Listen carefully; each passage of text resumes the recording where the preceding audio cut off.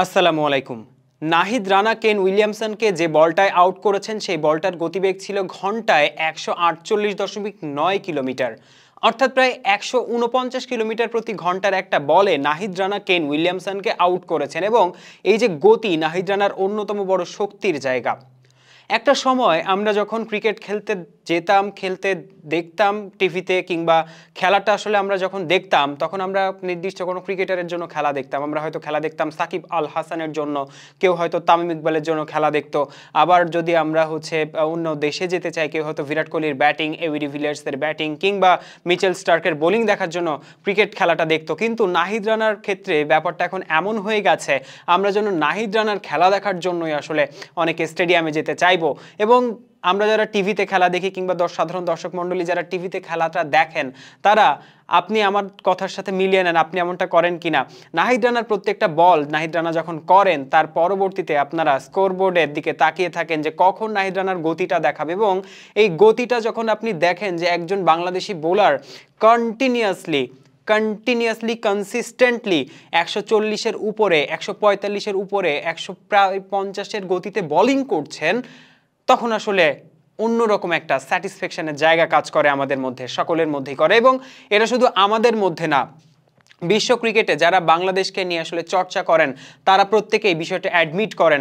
ইয়ান bishop তিনি বাংলাদেশের ২০২৯ সালের মধ্যে কিংবা এর আগে পরে যে ওয়ার্ল্ড কাপগুলো রয়েছে, ২০৩১ সালে ওয়ার্ল্ড কাপ রয়েছে, ২০২৭ সালে ওয়ার্ল্ড কাপ রয়েছে, এই ২৭ বা ৩১ এর মধ্যে যে সময়টা, এই টাইম স্প্যানটাতে নাহিদ রানাকে বাংলাদেশের এক্স ফ্যাক্টর হিসেবে আসলে প্রকাশ করেছেন, আরও আগেই তিনি বলেছিলেন।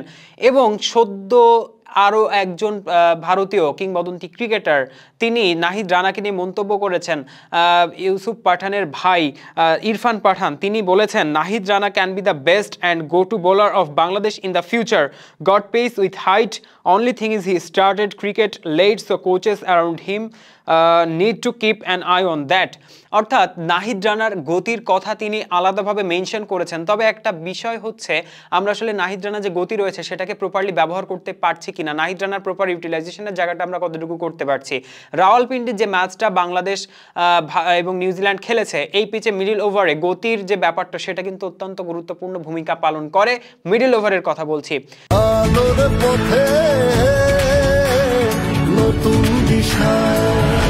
কিন্তু এই জায়গায় সমস্যাটা হচ্ছে আমরা আসলে নাহিদ রানার সাথে অন্য অপর প্রান্ত থেকে ওই পরিমাণ চাপ প্রয়োগ করার মতো বোলার কি আমরা আসলে পেয়েছি কিনা, বা বোলার আমরা বোলিং করতে পেরেছি কিনা, সেটা একটা আলোচনার বিষয়। কেন এই কথা বলছি?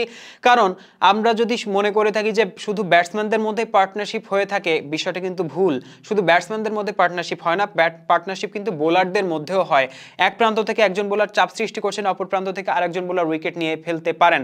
এক প্রান্ত থেকে একজন বোলার চাপ সৃষ্টি করছেন, রান দিচ্ছেন না, অপর প্রান্ত থেকে আরেকজন বোলার রান দিচ্ছেন না, তাদের স্পেল শেষ হয়ে যাওয়ার পরে অন্য যখন নতুন বোলার আসেন তাকে মেরে খেলতে যে আউট হয়ে যান অনেক ব্যাটসম্যান, অনেক দৃষ্টান্ত রয়েছে। অর্থাৎ বোলিং এর ক্ষেত্রেও পার্টনারশিপটা কিন্তু ইম্পর্টেন্ট, বোলিং এর ক্ষেত্রেও কিন্তু পার্টনারশিপটা হয়ে থাকে।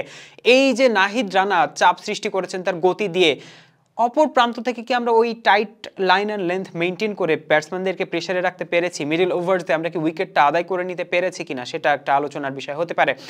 আমরা ম্যাচের আগে, বাংলাদেশ নিউজিল্যান্ড ম্যাচের আগে বলেছিলাম যে বাংলাদেশের এই যে বোলার যারা রয়েছে তাদের এগেইনস্টে নিউজিল্যান্ডে যারা অ্যাভেলেবল ব্যাটিং লাইন আপে যারা অ্যাভেলেবল ব্যাটসম্যান রয়েছেন তাদের ব্যাটিং অ্যাভারেজটা হচ্ছে প্রায় ৭০।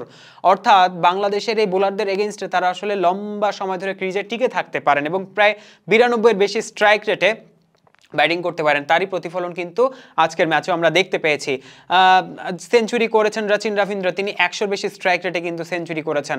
তারপরে টম লাথম একটা বড় ইনিংস খেলেছেন।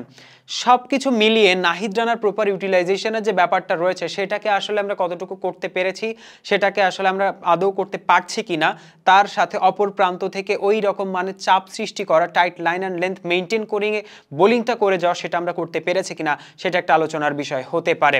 নাহিদ রানার প্রপার ইউটিলাইজেশন করা হচ্ছে কিনা, কিংবা তার সাথে অপর প্রান্ত থেকে সেইভাবে চাপ মেনটেন করে বোলিংটা করতে পারছি কিনা, আমরা সেটা নিয়ে আপনাদের মন্তব্য মতামত জানতে চাইবো। কমেন্ট বক্সে লিখে জানাতে ভুলবেন না। ধন্যবাদ এতক্ষণ সাথে থাকবার জন্য। অনফিল্ডের সাথেই থাকুন।